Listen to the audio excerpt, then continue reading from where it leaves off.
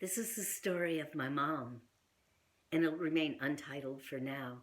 My mom had red hair and a temper to match, and she had an affinity for fire. Why, it was said in Saginaw, Michigan, we had the grandest fire of all.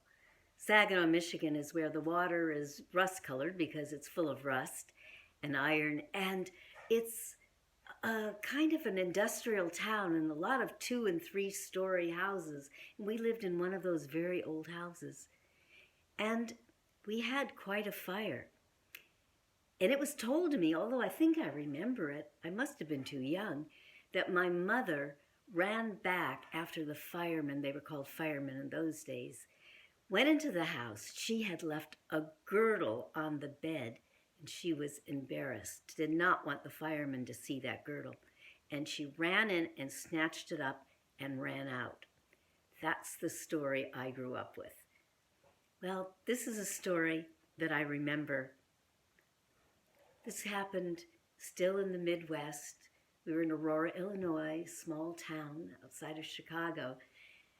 And I was between 5 and 6 years old, and I was out my first Halloween that I remember without my parents. I was with my best friend, Benita, and her brother, Johnny, came to and fro, and he was just maybe a year or two older than we were.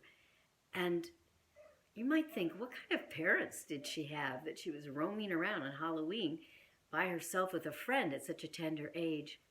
Well, the year was 1950, and in those days, that's what we did. I was so proud and felt so grown up to be on my own with Benita. We went to lots and lots of houses nearby. The only admonishment was that we come home, after we hit the immediate neighborhood. And I had a big bag of candy, so did Benita, and it was exciting. And we kept sneaking little bits from the candy bag. And then Johnny came, and he was all excited, and he said, Mindy, you must run, your house is on fire. No. No, my house is not on fire. I was there this evening. Not true. It is true. Come, see, run. No, it's not true. He was pulling at her arms. Come, run. So we started to run to appease him. And once we got around the corner, oh my gosh, we were running. My heart was pounding out of its chest. And there in front of me was our house on the corner of Main Street. And it was billowing and changing shape from all the smoke and the glow of embers.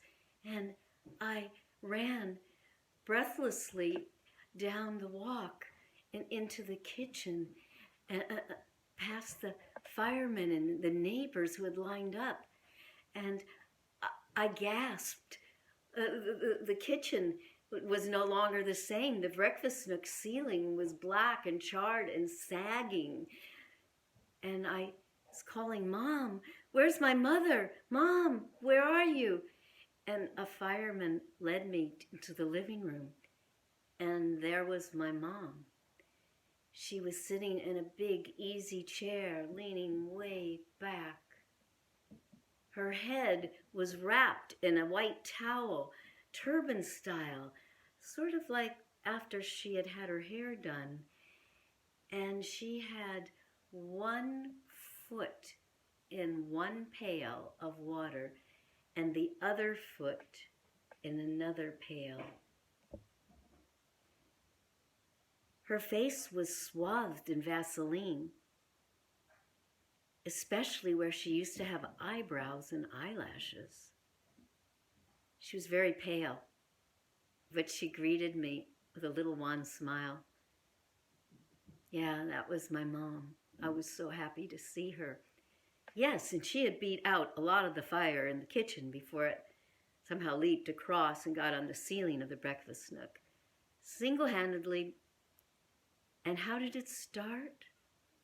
Well, we had a little jack-o'-lantern made of paper mache, very small, and she had put it in the windowsill and lit a candle, and I felt very proud that we had such an adornment in our window. And somehow it caught on to the old-fashioned shade, the kind that has a little rope pull and a ring, and the ring was too close to the candle, and by some sort of heat and spontaneous combustion, it went up and up and up. Well, that's not the last fire in our family, but that ends the story of Mom's fire on Main Street. Thank you. Happy Mother's Day.